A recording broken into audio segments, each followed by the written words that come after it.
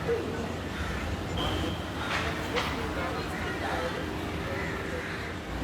to give a little background about SPADE. SPADE was initiated as a not-for-profit foundation, but it's largely been a publication workshop. And through SPADE, it's got its name from the fact that you want to call a spade a spade. And during the time that when it started was also a time when a lot of the design conversation was always very pretty and boutique-y, and nobody really, had the gall to really come up with some constructive criticism, and that's how we decided to create a publication that actually talked about design the way we want to look at it critically.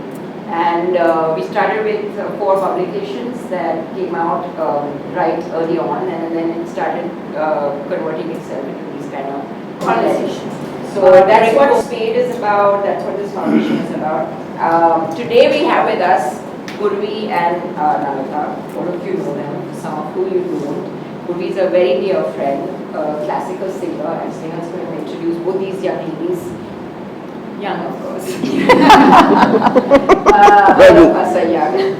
So, formally, and I think it's going to be a very interesting conversation. I met actually both of them accidentally or through work, and then ever since we've just kind of been great friends. And I have to say that it's very rare that, like best friends are always formed, they say, in school. Because I used to have an uncle who was a psychiatrist. He says, you always make your best friends in school because you don't have an agenda. You're a friend because you want to be a friend. And as we grow up, there's always a transaction that's going on. And I have to say that for Purvi, I don't think, even though we work together, and even though we've been separate for a long time and then we meet again, but there's a bond that just kind of naturally flows, and you don't feel that you've been away or drifted or not seen each other for a long time, and then you just kind of connect and we laugh together. And I think it's great that you can make a friend like this much later on in life. With Namita, she's a ball of fun. Always has lots of things to say. And I met her also when very, very long ago when I was actually doing up your room. And the thing with interior design is that you get very close in many aspects to the person you're working with. And sometimes they can be very embarrassing facts that you know, but sometimes they're very lovely facts that you know. And with Namita, they were both. They were both. So idiosyncrasies, illogical ideas, and then a lot of very solid feminist ideas, bold ideas, opinions. So, sort of a great source of energy here. And of course, her work we all know, but like Sneha will talk about it more. With that, I introduce my dear friends, Purvi and Namita. Thank you.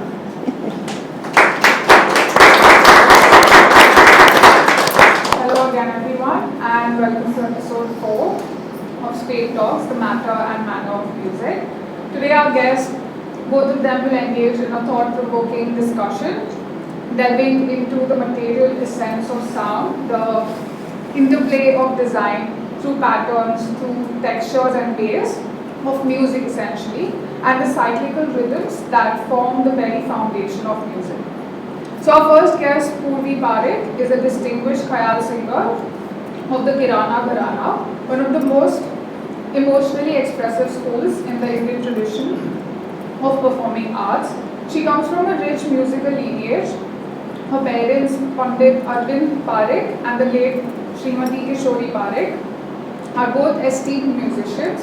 Throughout her journey, she has received invaluable talim from several ustads, and A-grade artist of All India Radio. She has recorded albums under HMP and Navras Records, based in London, covering both classical and light classical genres. Her albums Piya Pardesi 2006 and Sayar 2014 are available on Spotify. Our second guest, Namita Devidayal, is an acclaimed author and senior journalist known for her profound explorations of music, culture and society. A long-time journalist with the Times of India, she brings a deep passion for music into her writing. Her debut book, The Music Room, offers a deeply personal and evocative look into the world of Hindustani classical music.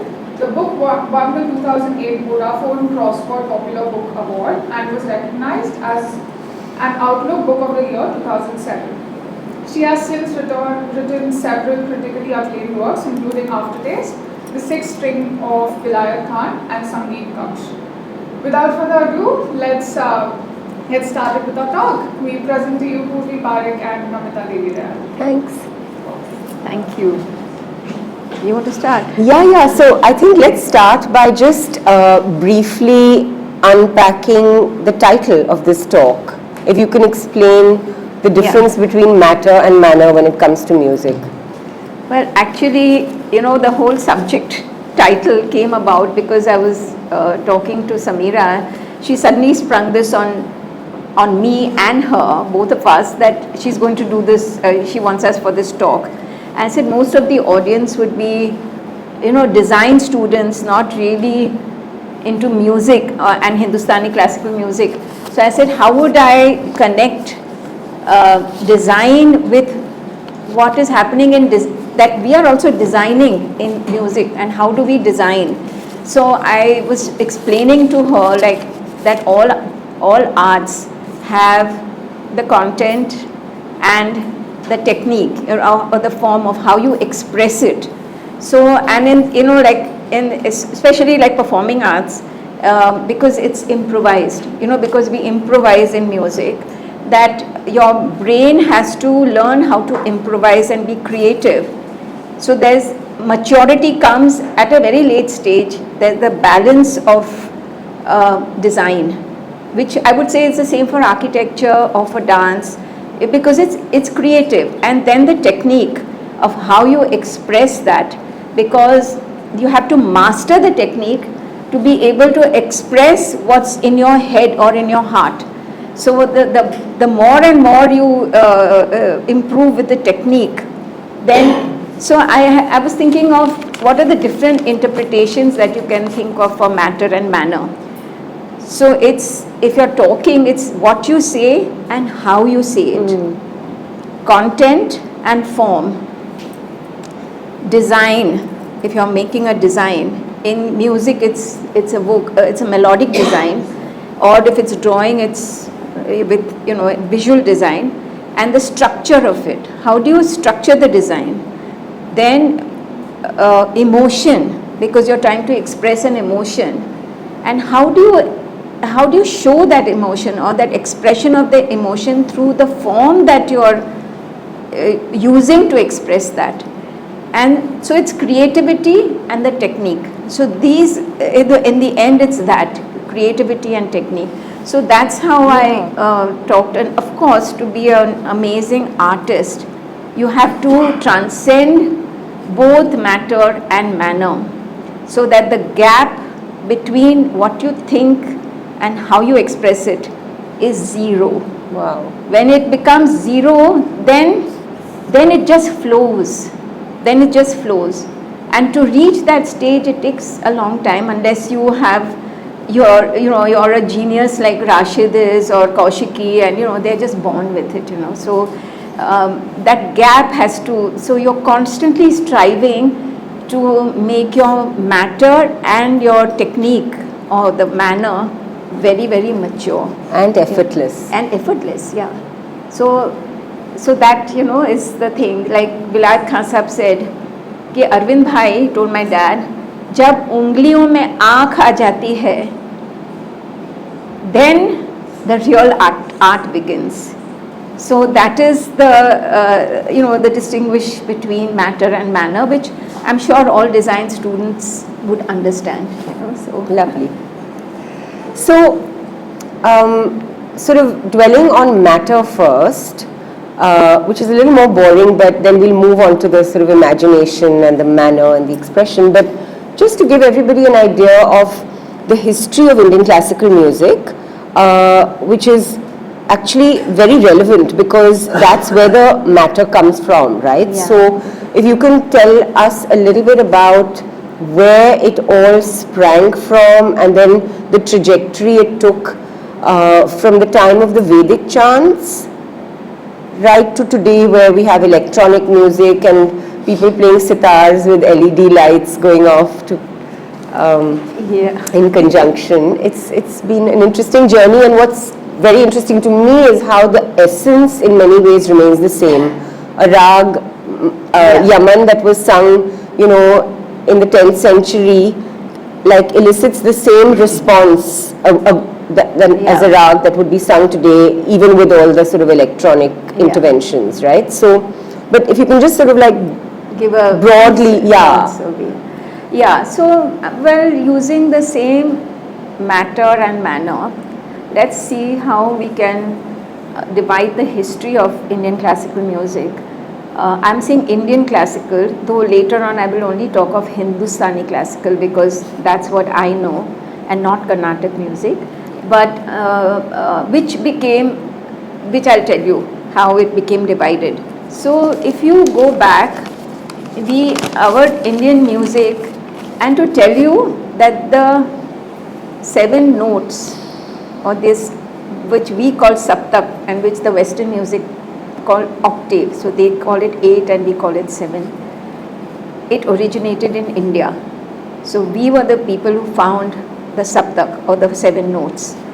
So, but in the Vedic times, all our music was in 3 notes or 4 notes.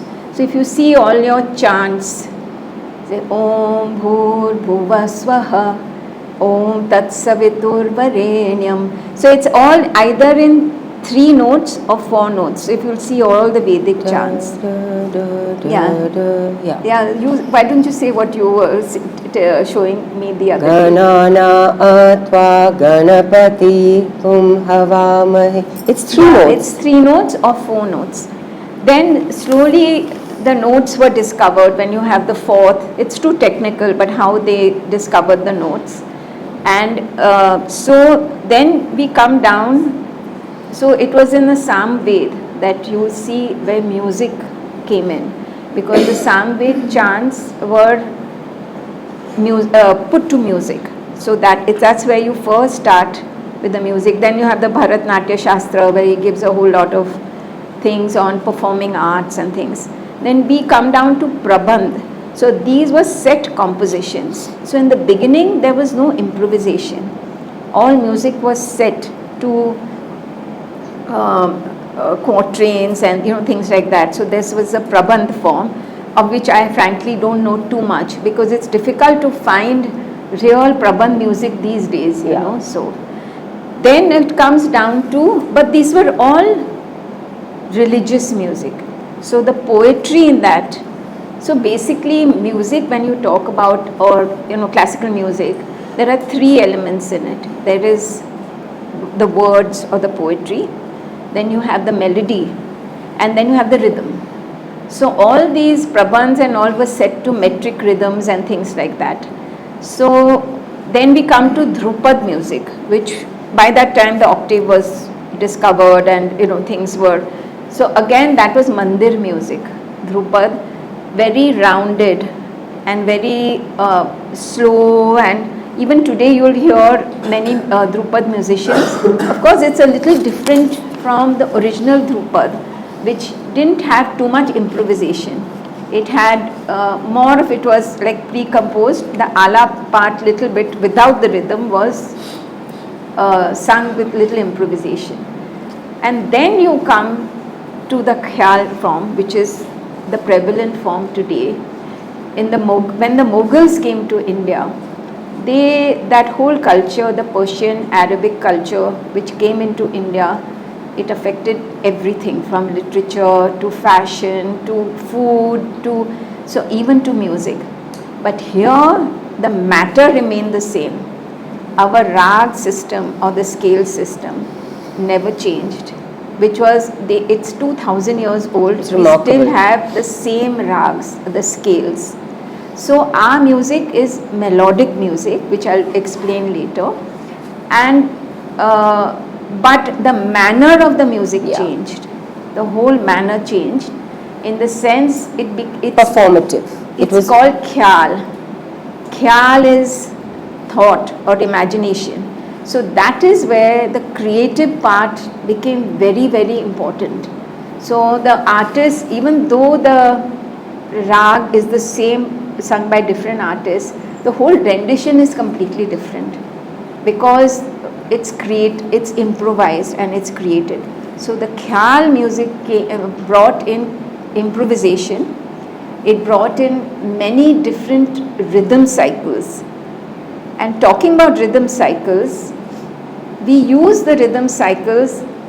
I'll talk about that later when we talk about design. Everything overlaps, you know. So the khayal form came into being with many more different rags were also introduced at that time from the Middle East, like Pilu, Khamat, Sindhi Bhairavi, all those came in because they were the folk forms which became part of the classical form. As everything in India, even religion, it just takes in everything, you know, it just takes in. So the same way with music was also, it became part of the mainstream of music. So, but khayal music was court music. So there were, we had different schools that came into being, the Gharanas, because each court had its own different music. So basically the main schools were like Gwalior, where everything, Tansen school, and then we had Patiala, the Punjab school. We had Kirana, which is from the Delhi court. Then we have Jaipur and Seswan. So these are the different schools still prevalent today, but now even the Gharanas are getting all mixed up. Everyone is taking the best from every school and using that as part of their way of performing. And so if you go below, different from khayal, so this is like the classical part. And then you come, I'm just giving an overall view so that when you listen to anything now, you will be able to categorize it. Then you have light classical music. Here in light classical music, you are allowed to mix rags. And because poetry is the most important. If you see the graph where poetry is least important, where in classical music you have a composition, and then you only use the words of the composition as pegs to weave the design. Whilst in light classical music, you have kajri, thumri, all those forms. The poetry is very important. So the rhythm cycles change, the rags which are chosen change because the character of the music changes, you know. So you have thumri, dadra, kajri, hori, all seasonal, you know, different things. And then of course the Sufi music and the bhajans and all.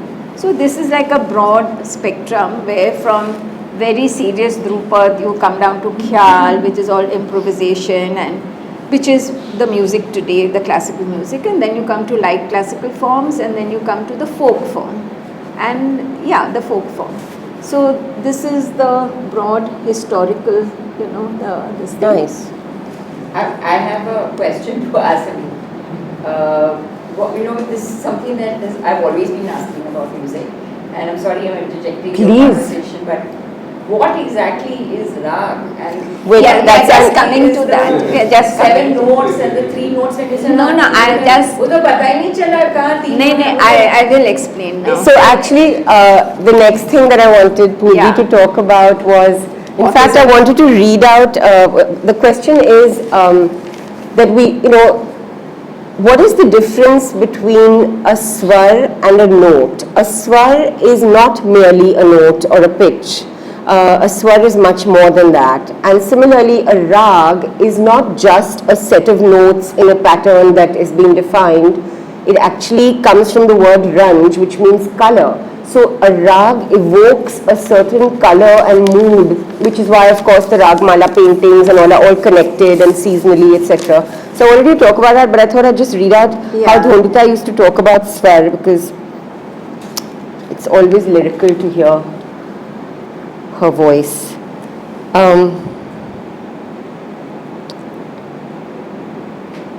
To understand, and I'm paraphrasing her, to understand and perform the rag in its true sense requires lifelong meditation on the notes and on yourself, Dhondita had said. Merely mastering the notes is not enough. You have to reflect on the human condition, on life. Every time I sing a rag, it unfolds and expands, revealing new insights and pathways. That is why they say that a musician really becomes a musician at the end of his life. It is only once you can use the notes to tell a greater story that you are floating in that bottomless ocean. Many years later, when I was able to grasp the nuances of swara and rag, I started to understand what Dhundutai meant when she said, every swar has several shrutis, which are the subtle shades within the note. For example, the note ma in Rag Yaman lies in the uppermost shruti, the one closest to pa. It is only when you start hitting the precise shruti of the rag that the rag will open up to you and say, now you may enter me. Now this is very technical, so I'll explain to you. I thought that's why I needed the harmonium. So the rag is, in its very, very ordinary terms, basic terms, a scale. Now we have many, many scales. The scales, so I'll just say some things.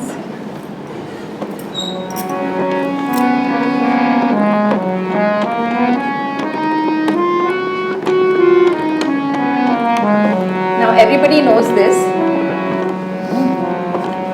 Sa re ga ma pa dha ni sa ni dha pa ma ga re sa. These are the, what in Western music they call an octave, and what we call saptak, we call it 7. Now the difference is that in our music, it's melodic music and not harmonic music. So once you choose your tonic, which is the bass or your footing in architecture, throughout that performance, you only use that tonic. You sing with that. So 1 is 1 and 2 is 2 because 1 is 1. 3 is 3 because 1 is 1. So that way is that this becomes the base of everything. The plinth. The plinth or whatever. So we don't change our tonic once it's chosen. So my tonic is F sharp. So I sing on F sharp. So that if I go to a performance, I will say, please tune into F sharp for the harmonium player or the tabla player or whatever. So the Raag Bilawal, which is the rags we have, in North Indian music. South Indian music has debunked the whole theory, but we have theory of time and season. So we have morning rags, very early morning rags, we have morning rags, late morning rags, then we have the time when morning becomes afternoon, then we have afternoon rags, then when afternoon is becoming evening, then evening rags, evening becoming dusk, and then we have the night rags, late night rags. Now there is no scientific explanation of why this theory is there, but it's sound waves and light waves. Yeah, so that's what my dad, we said, we think it's sound and light are connected, in some ways. So maybe that's why there is this theory, but South Indians don't believe in it. So they would sing Todi, which is a morning rag. They sing it at night also. It's also a mindset. When Hindustani classical audience goes to listen, they would not want to hear a marwa, which is a evening rag in the morning, so. But by the way, the reason Bhairavi is always sung at the end of a concert is because in the old days the concerts would finish early in the morning and Bhairavi is an early morning rag. So, but now it's sung whenever the concert ends at whatever time, which is. So we have the Raag Bilawal, which is on this scale, is Sa Re Ga Pa Dha Ni Sa Ni Dha Ni Dha Pa Dha Ga Ma Re Ga Ma Pa Ma Ga Re Sa. So all the scales, the rag, each rag has a formula within its structure. So the phraseology of the rag has to be followed, in many ways. Now I'll go to another rag, which is sa re ma pa dha da pa. Now I've changed one note. Re ma pa dha ma pa da sa re ni dha pa da ma pa ma ga. It's a different gandhar. Ga re sa. I forgot to tell you one thing, that we have 7 plus 5 notes.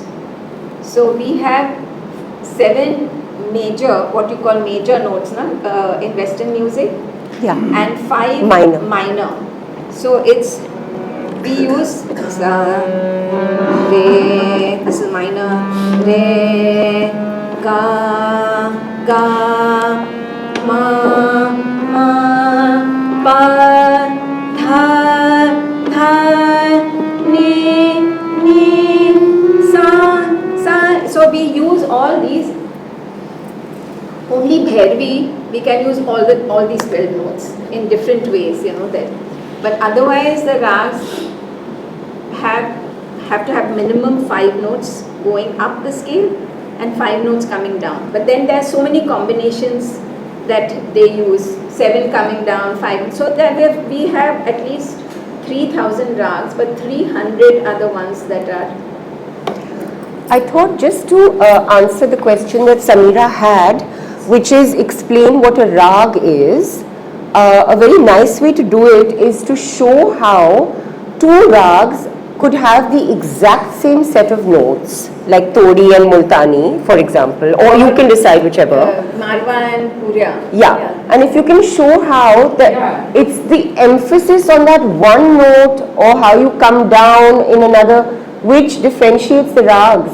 So it's incredible how nuanced it is, and therefore it's about the mood which you get from that emphasis or the way in which you hit the ma or whatever it is. So you can demonstrate that. It's their own personality. Right. And to discover that personality, it's I don't know, it's so difficult to explain this, But like she said, yeah. No, so I'll show it to you. But so the rag is a scale. It's made up of notes, at least 5 notes going up and coming down. From the combination of 12 notes they are chosen. Then they have their own phraseology. If they have the same notes, then the melodic centers are different. So that's what I wanted to tell you, that when you're building an architecture building, you have a living room, you have a hall, the bedroom, you have the kitchen, you have different parts in the thing. So even in the rag, we have what we call melodic centers, which are the notes which open that personality of that rag. So that is what she's saying, that even if the notes are the same, the melodic centers are different. And that is why, like suppose in Marwa, the whole mood changes.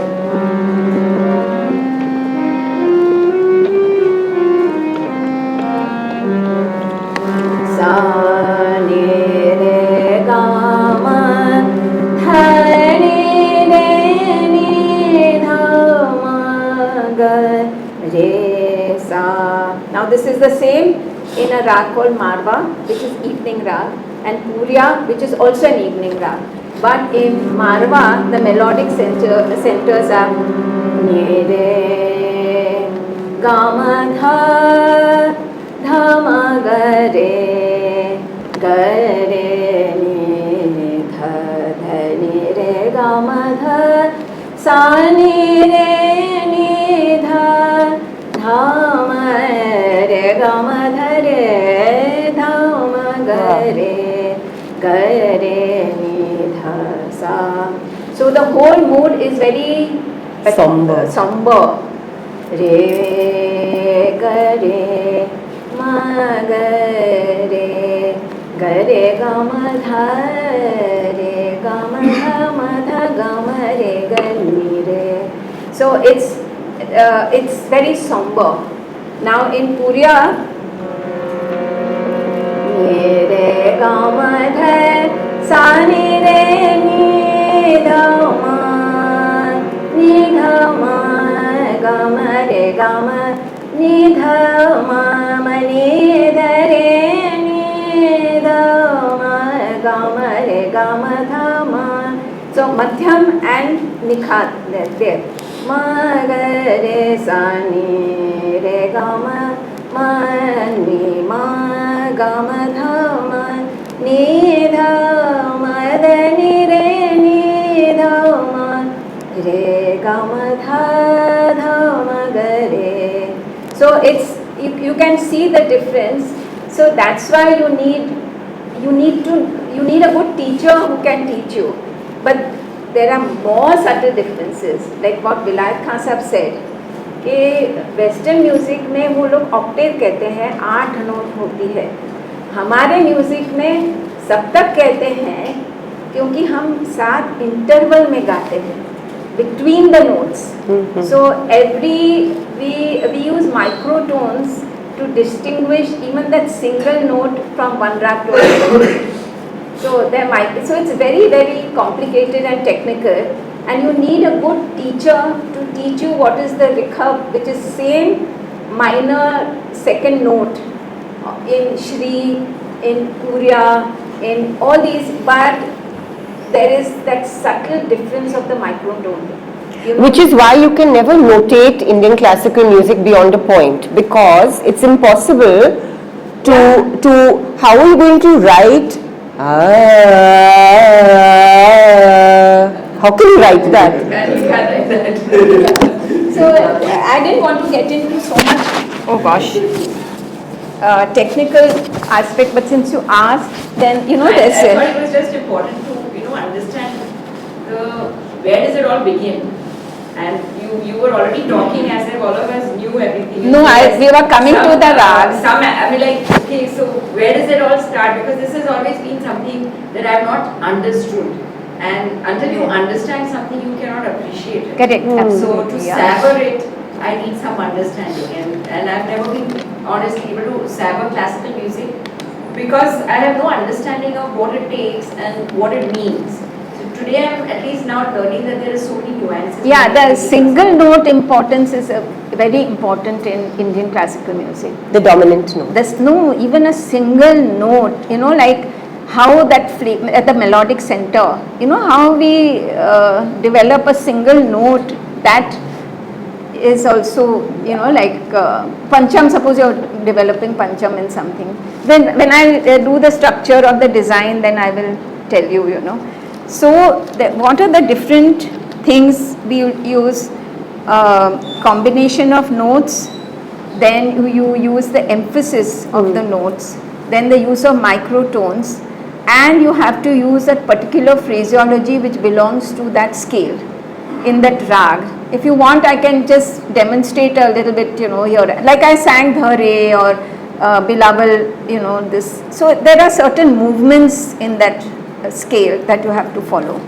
And so you have late night, and then you have seasonal rags, like you have Malhar, which is sung only in the monsoons, and then you have so many different kinds of malhars with little difference in notes and things like that, And you have winter rags like Kedar or Chandni Kedar, late night.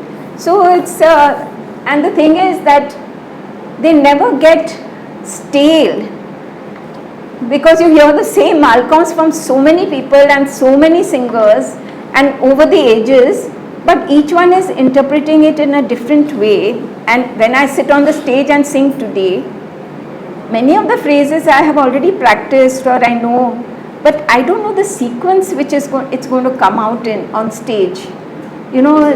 It's extempore. Yeah, it's extempore. And in a performance, you will see we always start at the slowest, and then we come to the middle portion, then we come to the, but in khayal music we use the rhythm right from the beginning.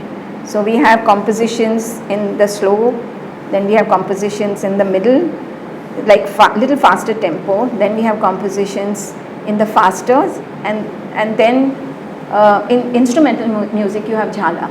so that it goes like that. So basically, I remember some musician used to say, Raag, Saag और Paag दूसरे बार कभी same नहीं होते. हाँ, कभी कभी सही होते. Which is really the sort of essence is the same even when you cook something. Saag, it's like the essence will be the same, but it might this time have a little more of X, Y, Z in it, etc. And Paag, Pagdi. राग रसोई और पगड़ी कभी अच्छी होती है, sort of. Meaning that the musician, the same musician, the next time it will never be exactly the same. Yeah, it can't. Because there is that flexibility within the structure that allows you to sort of, the essence stays the same, the structure stays the same, but you could have a little more fun with, say, the jhala. Yeah. It depends also on your accompanist, and yes, the audience. And the audience. It depends on the audience. If the audience is very knowledgeable, you will go into a lot of technical creativity because they understand. Even when people are singing we are able to see the notes. We can identify what the notes of that phrase is. Sarega. I know it's Sarega, and anyone who's listened, who is a connoisseur, not connoisseur, but who listens to classical music, they are able to see the notes. And that's why they know what design is happening. And they appreciate it. Hariharan, who was one of our Yeah. clients, he had said, you have to be able to see the music. Yeah.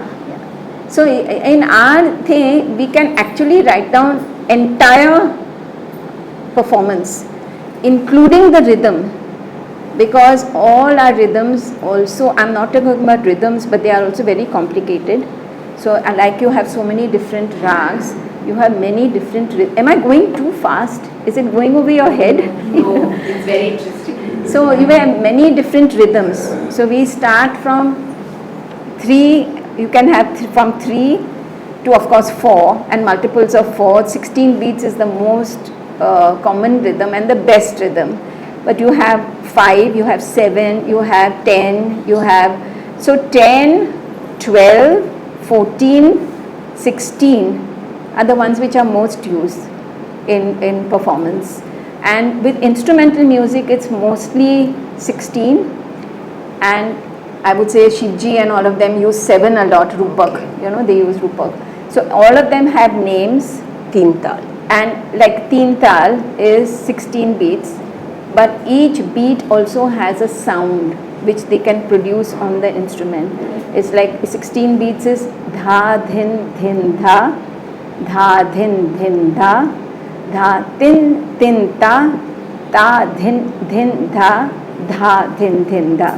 So this, anywhere you go in India and you say Teen Tal bajao, they will play this. And it's cyclic, like all our philosophy. You come back to number 1. So 1, 2, 3, 4, 5, 6, 7, 60 comes back to 1. So when we are improvising also, the whole composition is set into a rhythm cycle, and then you play with the melody and you play with the rhythms and you come back to one first beat. That's where all the creative your creative is tested, so you have to be good with the rhythm cycles also. So and even when they improvise in tabla, they can actually write down every single sound. So because every single rhythm cycle has a sound for each beat, so it's very, very scientific and very this thing. And so you have to know the rhythm. Rhythm also has to become part of you, because when you're improvising, you can't say, hey, am I on the 8th beat or the 7th beat or the 9th beat, and I have to catch my composition from the 9th beat or the 7th beat. It has to come naturally, You're improvising a design and it has to land. So on the 6th beat, so you can pick up the mukra from the 7th beat or from the 9th beat. So it's a lot of, like all art forms, it needs a lot of dedication and lot of riyaz and discipline and focus and things like that. So now we talked about the rhythms. And now we can talk, I'd like you to talk a little bit about Gharana, which is essentially the schools of music. So we've gone from Swar to Raag to, now what are the Gharanas? And I wanted to read out again something fun. So we think, wow, Gharana and all, but I remember reading Dan Newman's book where he said essentially the Gharanas were formed when during the time of princely patronage, when the patrons of music were the Maharajas. Different schools of music. So Gharana means different ghars, So he said that things weren't that different. Like basically all these artists had to in some way differentiate themselves from the other artists to make themselves more liked by a particular king who had his own whims or whatever. And so they literally created a style that would distinguish them so that they would be called by the king of Baroda or whoever. And become distinguished for that style. And if that style remained sustained for 3 generations down, it became a Gharana. So there's nothing more to it other than essentially creating a brand, what we call creating a brand. That's what they were doing. Specialization, But there's a very funny, lovely story about how Gharana, artists used to recognize other artists. I won't read it out, but I'll quickly paraphrase it. So basically this artist met a very senior artist, and that senior artist said to him, "Ki tum kiske bete ho?" And he said, मैं दिखता नहीं हूँ, मैं उनका ही बेटा हूँ. And he said, नहीं गा के सुनाओ पहले, फिर मैं बता सकूँगा. So it's like a kind of it's your DNA essentially in lineage, yeah. So I think it's similar to the styles that have come down. I mean, I can think of design because you have you start with the colonial styles and then it comes down to the Renaissance and Baroque, and then you have modernism and then you have deconstruction and then now you have postmodernism. Sure. So it just goes on and on and on, and every time it's this body of work that wants to be different, to say we resist the earlier one because of ABC reasons. It very oddly also followed philosophy, the changes in philosophy. So how philosophy would keep changing and philosophy affected all different genres of our lives.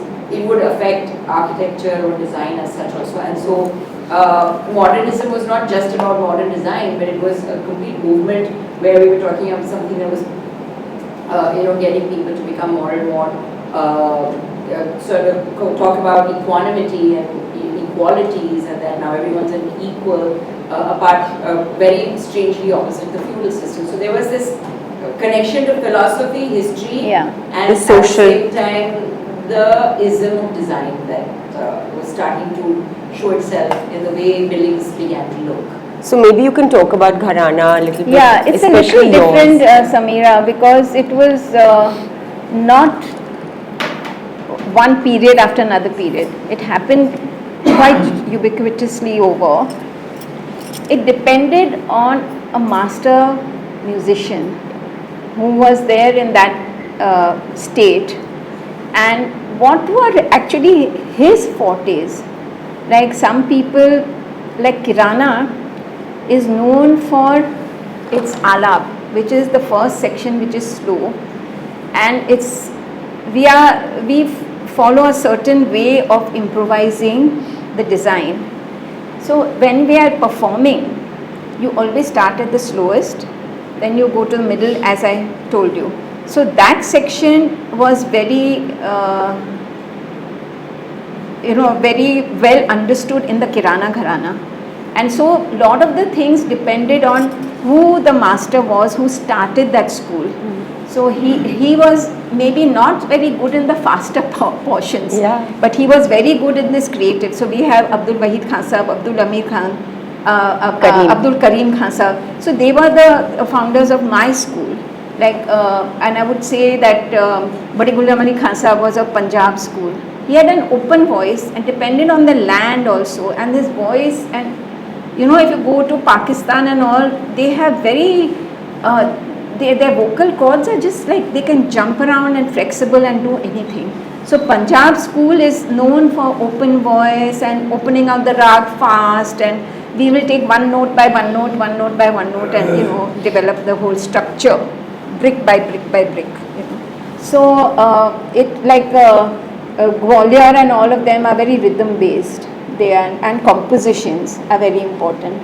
So, and Aladia Khan And also, Jaipur Gharana, Jaipur it started for an absolutely eccentric reason, which is that Aladia Khan, the founder, actually lost his voice at some point, and so he had to work on the brilliance of the technicality of the music to make up for that. So Jaipur Gharana is known to be a slightly complex Gharana with like a lot of jod rags, like combined rags. Like so that way the schools, all these schools were formed, and broadly even now the schools do exist. Yeah. But like a lot of people have taken the way of the whole badat, or of the badat means the progress of the performance from the Kirana style, because even Kishori Amonkar started developing her alap one note by one note. So I'll explain that when I talk about how we improvise. So anything else, Namita, what was supposed to be?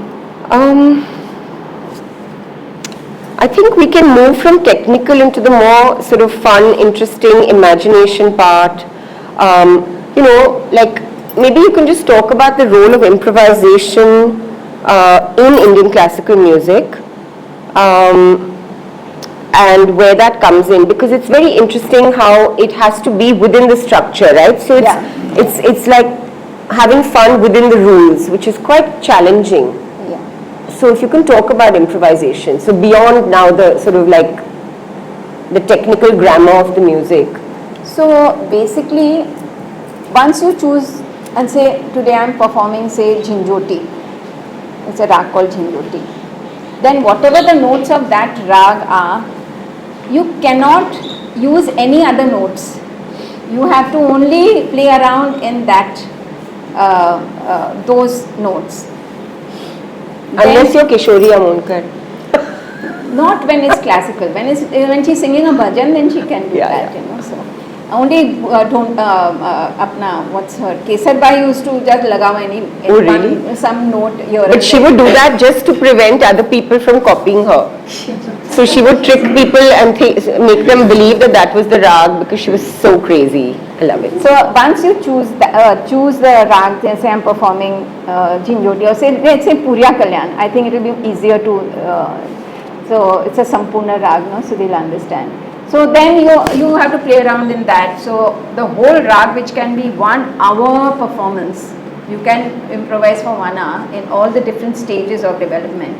So now suppose it's one very important thing is that Indian music is very mathematical. So there is a whole system called Meru Khand. It's like mathematical in the sense, like suppose you take 3 notes. What are the combinations you can make from 3 notes? This is only the fabric, like you're weaving, you have a warp and weft. So this is the underlying fabric of how we improvise. And Meru means mountain. Yeah, so sa re ga, re sa ga. Now I'm ending everything on Gandhar. Sa re ga sa ga re ga sa re ga sa ga re sa. So 6 combinations you can make with 3 notes. With 4 notes, sa re ga ma, re sa ga ma, sa ga re ma, ga sa re ma, re ga sa ma, ga re sa ma, sa re ma ga, re sa ma ga, sa ma re ga, ma sa re ga. So that way there are 24 combinations you can make with 4 notes. With 5 notes you can make 120 combinations. And with 7 notes you can make 5040 combinations. And these are all written down in earlier books. Huh? So probability, it's a mathematical It's a mathematical, yeah. So, but this is mechanical. Yeah. But how do we use this So concept? show now, demonstrate Yeah. it. Okay. Which rag? Shall I sing Jhinjhoti or Purya Kalyan? Purya Kalyan. But then I have to start with Sa. Okay. Okay, I've chosen this rag Jhinjhoti because it's a little more lyrical than the sa re ma pa dha sa ni dha pa ma ga re sa. But the movement is sa re ma pa dha sa ni dha ma pa dha ga ga re ma ga re ga sa re ga re sa ni dha sa. This is the way that is it. And the composition is da da tu me ho jag karta tu me ho jag karta. It's set in 7 beats, but now there's no tabla, so I can take my breath whenever I want. Da da tu me ho jag karta jag karta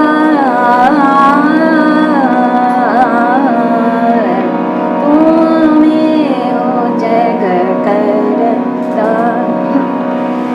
So now I won't sing in and use the words, but I'll sing in the notes so you can understand how I'm making the designs.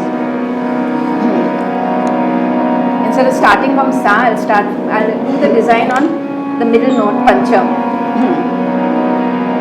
Sa re ma pa ma ga. Now this is a melodic center, so I'm developing this. Re ma pa ma ga re sa re ma pa da ma pa ga ga re ma pa. Now suppose I'm only taking sa re ma pa dha pa re ma pa dha pa dha ma pa dha pa.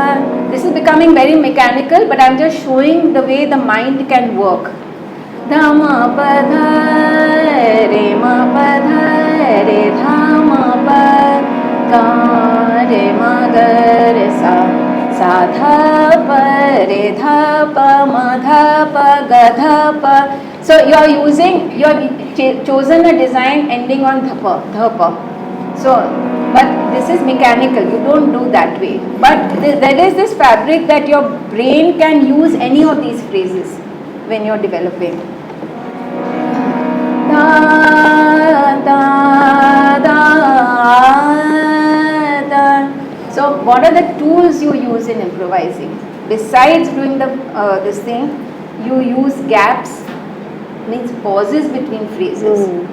Then you use volume, difference in volume. Sa re ma pa dha pa re ma pa dha ma dha pa dha ma ni dha ma pa da ga re ma pa dha pa. So you are using gap. Re ma pa dha pa. This I've lengthened the note. It changes the whole design. And then for effect, you can take a longer pause. What Sultan Khan Sahib was very good at, especially going up to the sarangi. He used very long pauses and then do a very technical phrase and go, so that there's an element of surprise.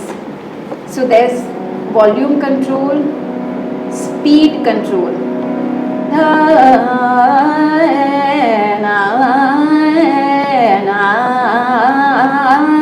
You're using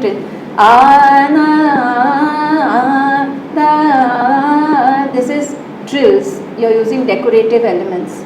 So using decorative elements, mutkis. So you can use them on any note in this gamut of notes that you have chosen. But using all these different tools to create the design. So sometimes I just re ni dha pa da re da da tu me ho jag karta tu me ho jag karta. So I've connected with the composition again, So you use the fabric of Merukhand, you use volume, you use different kind of movements, like you have a mean or a circular movement, or you have a jumping movement, you have ornamentation, then you have volume, difference in volumes, difference in speed. So there are so many different things that you can use, and it depends on your technical prowess. From which note you can go up and down the whole. It depends on your range of your voice or the technical control on your instrument. So technique of course has to be mastered to be able to express everything. So I've given you very little taste of what goes on in a classical improvisation, on stage. So to get a little lighter, I thought we should talk about how, these kind of like genres and silos we've created, classical, light, film music, vagera. So back in the day, a lot of the film music players actually came from the classical world. And what's really interesting is that there was a little bit of snobbery, like this is in the 50s and 60s, so they used to actually create pen names if they were composing for the film world, because they were like, they wanted to be a part of it because it was a much wider audience and it was this whole new medium, but they also felt like, oh, it's the film world and all that. So they, like Allah Rakha used to call himself, A.R. Qureshi was his real name, and Allah Rakha was his classical music name, but in the film world he called himself A.R. Qureshi. And then they used to hang out together, so like they would kind of lend their compositions, like Vilayat Khan used to be very close to Madan Mohan, right? So Madan Mohan, Naushad, all these guys used to hang out at our place, So I thought it would be really lovely to sort of play one or two film songs. We picked some, and maybe you can then show the Raag that's behind it and just show a little element of that Raag, and then we play the film song. Yeah. Most of those Naushad's compositions and so many others, Madan Mohan were fully premised on Indian classical music. So it's lovely, and it's so lovely to not kind of create these like non-existent, boundaries, because actually everything is so fluid and it should have all that.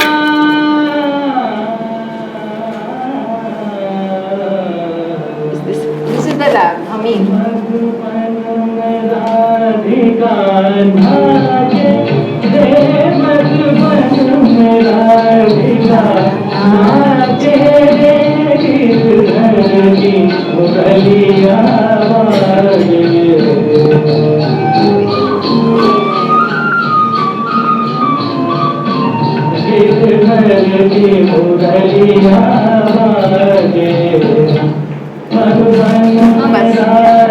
So this is based on Raag. So sing, it's very pure.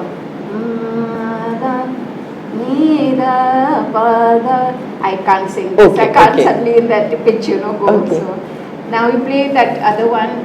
What was this now? Hamir. So it's a shorter Raag. Means it's we always like the more scales which have more notes. We usually sing that as the first Raag in a performance, because there's a lot more scope for improvising there. And this other Rags like Shankara, Hamir, Kalavati, all those Rags become the second Rags. And then the lighter, usually if you go to a concert, then you'll have first Raag, second Raag, and the third will be a Thumri or a ekdam light classical. So play that Bola Re Puppy.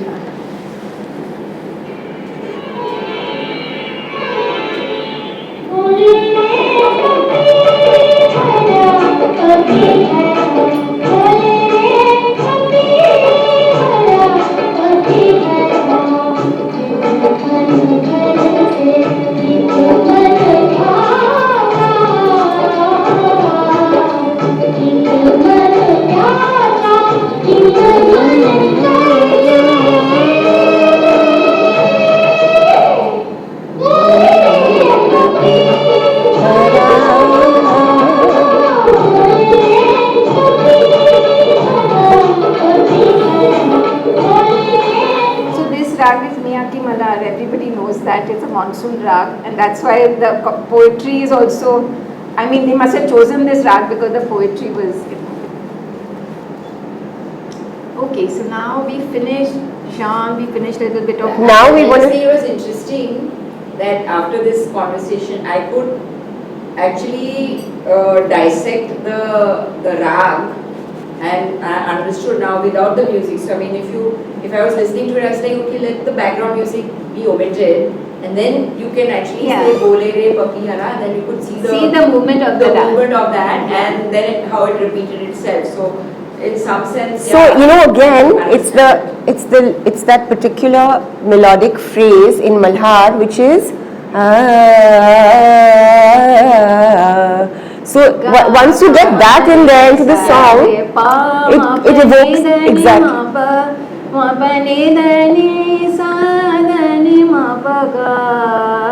Now this Gandhar is microtone. Ga, it's moving, it's not like one note. Ga, I think to remove the word, remove the background music, because that's really the supporting.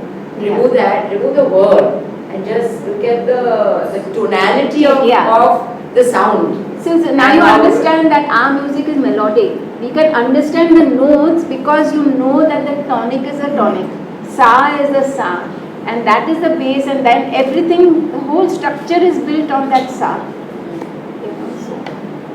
So now what else is left? So the last bit was just about the idea of like, where does that imagination come from that really lifts an ordinary piece of music and makes it into something really special. And I'd love to read out this Vilayat Khan bit because Which book is this from? it's from the book on Vilayat Khan, most of which I've got from Purvi only. So basically it's this very, very you know, actually rather than reading it out, I'll quickly just talk about it. So it's this moment where you know, when I went to meet Shujat Khan, who's Vilayat Khan's son, though he kind of, you know, had his issues, I really had to extract what was it that he got from his father. It wasn't just the technical training, or it wasn't just like learning how to, you know, play. It was that extra stuff, right? So he described this moment where his dad used to be traveling all the time, but there was this one moment which he remembered so clearly, and this is so many decades later.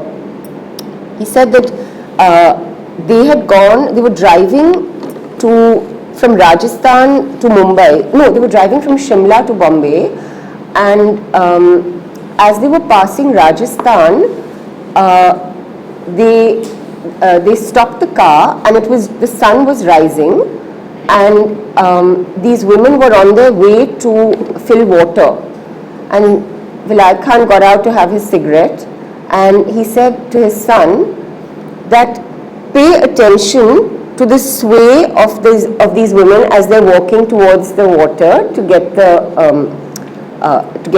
bharo their Gharanas, and watch the sunrise. And so they were just kind of hanging over there, and about like half an hour later, the women were on their way back, the sun had risen, and he said, now pay attention to their walk. And he said that, you know, there's a difference, and you have to bring that subtle difference into your music. And similarly, his younger son once talked about how, you know, he was sitting with his father, and you know, these children had to really extract this kind of stuff from the father, who was on his own trip all the time, and you know, so he said that, you know, I want you to look at this carpet which is being woven by a master weaver. By the way, from Faradipa's collection, they have carpets. Yeah. Okay. It's a pleasure to sit on, you know. Like. I'm sure. So he basically said that when you brush it this way, you know, it looks a certain way, and when you brush it that way, 3/4 of it looks the same, and that last quarter is a little different, because by that point the master weaver had died and his son took over. But it's so subtle that you wouldn't be able to tell that difference, and he said, I want you to bring that level of subtlety into your music. So you know, it was these stories that basically made you refine and refine and refine, and bring in the color, the element of the sunset, the element of how the sunrise color is different from the sunset color, you know. And you have to take inspiration from everything and put it into your art, you know. But these masters, they understood sound. They were connected with sound, and that is what we have to learn from them. That, or like Birju Maharaj, everything was poetry. Anything he would see, there would be rhythm in it, and he would interpret it. It was just amazing when you listen to them talking. Vilayat Khan Sahib was once in our house. What makes an artist? That is what we are talking. He was doing riyaz at home before a concert, and he was playing jog. So he was practicing only one phrase, Nisaga, Nisaga, Nisaga. So he went on doing that for about 10 minutes, 15 minutes. So after he finished his riyaz and came out of the room, my dad asked him that, Khan Sahab, ye aap Nisaga, Nisaga, Nisaga बजा रहे थे, उसमें क्यों ऐसा कर रहे थे? सब ठीक था ऐसे? अरे भाई ठीक था ना, मैं जो बजा रहा था। तो हाँ, तो ऐसे नहीं, वो गंधार में अंदर एक गंधार है, उसको मैं छूना चाह रहा था. सो दैट जोग का real microtone of that Gandhar, he was trying to find that even after he was a master, but that is the search for perfection of sound that these artists are looking for. So it's the journey never ends. The journey just never ends, like the creativity even within that same raag, you're always discovering. So he would say that आजकल मैं पीलू का रियाज कर रहा हूँ. So one raag he would perform and play for 1 month, 1.5 months or whatever, so that he understands the personality and the essence of those notes and how to bring out the emotion of those notes. So that is what makes a real artist, that when they open their mouth, like Rashid पहला साब गाता है या बड़े गुलाम अली खान साहब सिर्फ आकार करते हैं, उसमें एक रस है. There is what they call jazbat in these people, that there is a texture of feeling that only a master can bring in his performance. So it's the same way you see Zaha, these things, and you say, wow, just look at this form. The balance is so perfect. I wouldn't say that about her. Okay, whatever.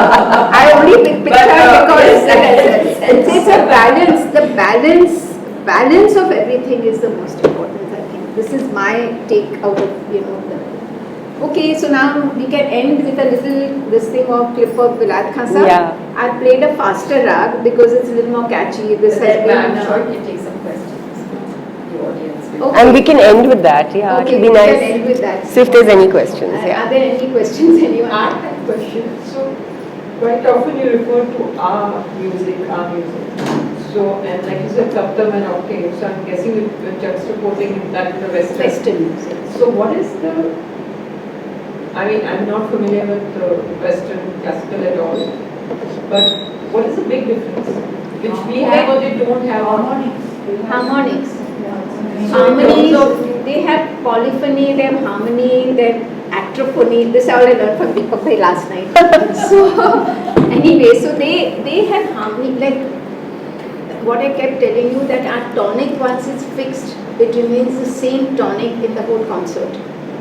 I can change it, like if I'm singing light classical music, then I make my fourth note my tonic. So instead of sa, sa,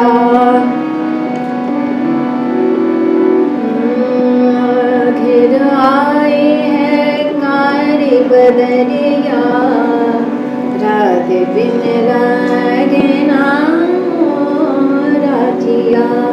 So have you become, this has become my tonic. But it will remain the same when I'm singing this whole kajri.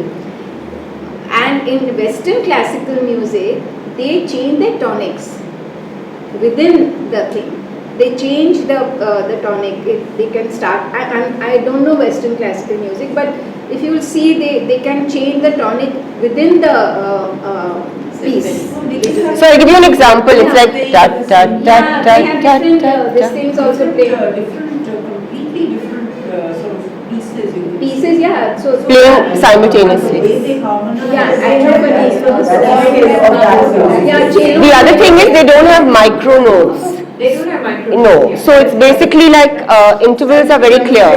So it's da da da da da da da da da da da da da. While we have, as Khan Sahab said, कि हम लोग 7 note के बीच में गाना बजाना करते. This is a very technical way of saying it. You've experienced that many times when you sung just So I think we are all getting the sense of it. Yeah, so there we use the minor notes, 5 minor notes, and within that minor notes, see, I think the major notes there is no microtone really. It's in the minor notes that the microtones really come in. Also the difference, Harmonics, that's the main difference. And if you go further, one step further, they both reflect the philosophy of the East and the West. The philosophy of the West is based on the perceptible and the rational, right? And the philosophy of the East is based on the intangible. That's what we learn in Vedanta, etc. That's the far more powerful than what you're seeing. What you're seeing is a small segment of what is actually out because there. Even the single note can make your performance. Exactly. Like ऊपर के सा में वो पहुँच के पुकार कर रहा है, and he's doing just that, the पुकार. It can just make that concert at that time because you see क्या रस है उसमें, So and it even for to blend two completely different things together. You can have, It's not an easy thing, Oh, but it's not like one is better or worse. It's just a completely different approach. It's the whole philosophy. External and all, I don't know. I mean, that put things together. No, external in the sense. No, it is, but it's based on what is perceptible, right? Because that's what, with Indian classical music, I'm telling you, you cannot notate it, correct? You cannot. That way you can't, And so therefore, it's much more based on an internal expression. And also it's improvised, while Western classical mostly it's orchestrated, composed. It's linear. Theirs has a lot of polyphonic counterpoint. Counterpoint. There's point and counterpoint. It's linear. Linear. And everything revolves around that one progression. Correct. Absolutely. Not necessarily one progression in Western. So polyphonic is more complex. It's more complex. Have that much variation in that particular set of notes as does Indian, but the total harmonic is and it's orchestrated. So many instruments playing together. It's not. It's very complex. Very complex. Whereas in Indian, the complexity is in the linearity of the designing. Also, I think the conductor for the Western classical becomes. He's an interpreter, and because so you of can. That, the same Beethoven's Fifth Symphony will sound different very different when it's a different conductor, and that actually is also where the true heart of that music lies. Because both the music. That the structure is very no music is better or worse than the other. It's just different. There's a layering that comes in. It's just different. No music you can. I mean, that's also an amazing structure of music. So it's just different. And she was only talking of the approaches. The approach is different. So I have a question. From my understanding, the history of sort of the teaching is male lineage. When did the female voice come into that? See, in Vedic times, females were also, they could also sing. But one doesn't, where we hear a lot about the females singers are during the British period.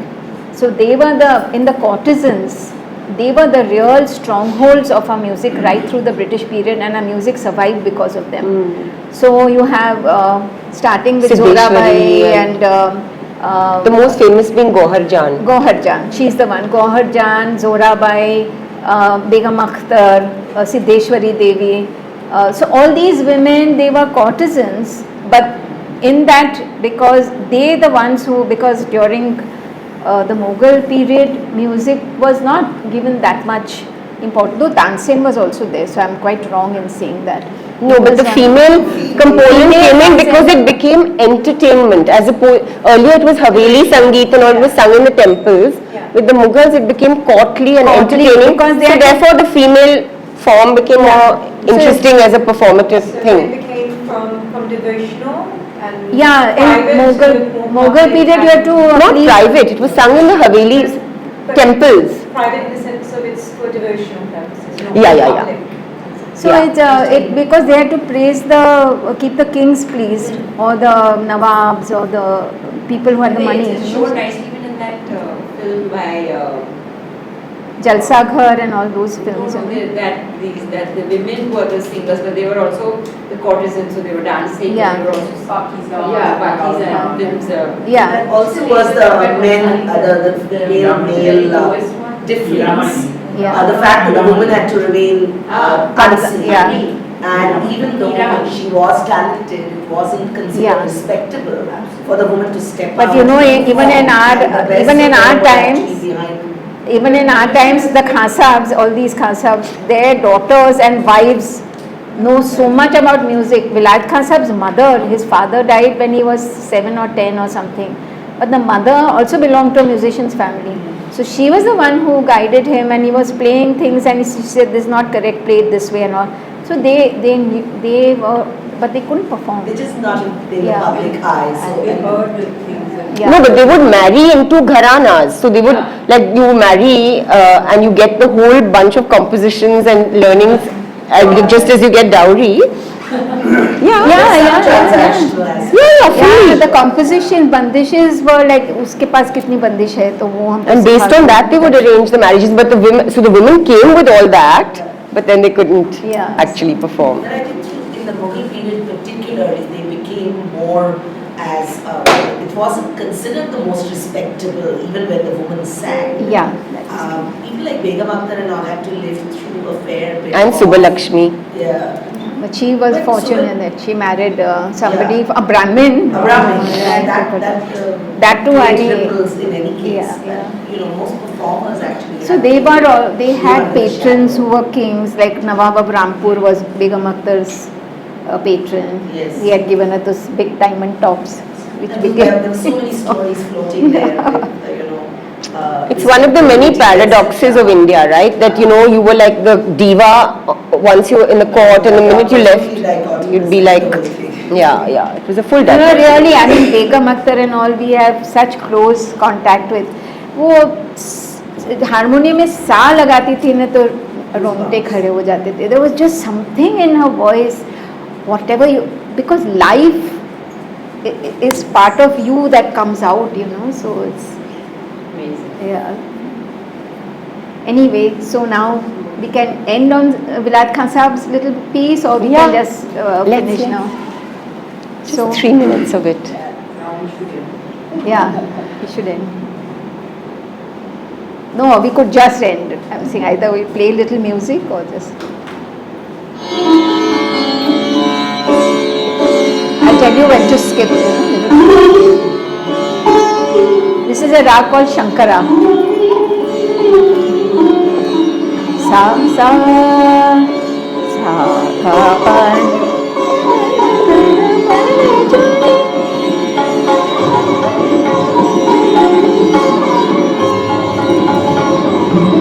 Actually, this is a composition.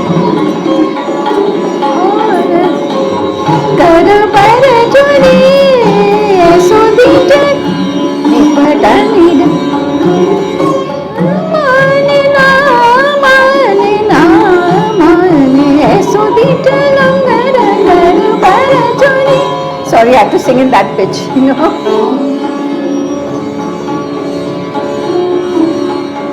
Now you see how he's influenced.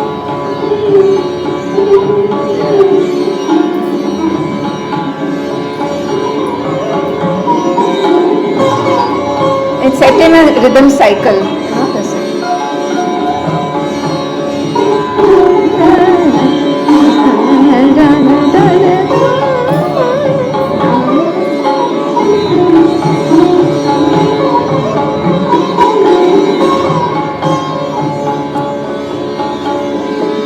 Can close it.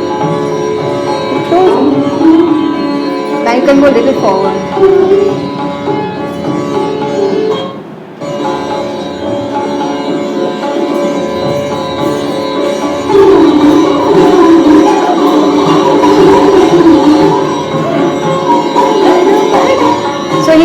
up SO theta langar in a 16 beat cycle from the fifth beat. When he has to improvise and come there.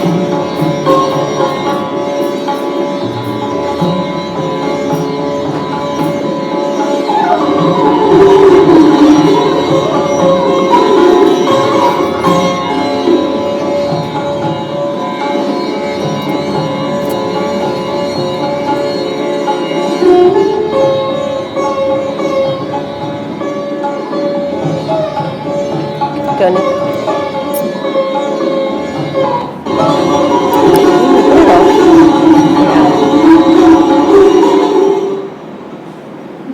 Bas, okay.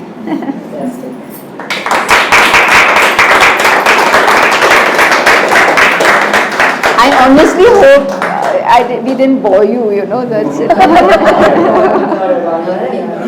Even if we did, they're not going to say so.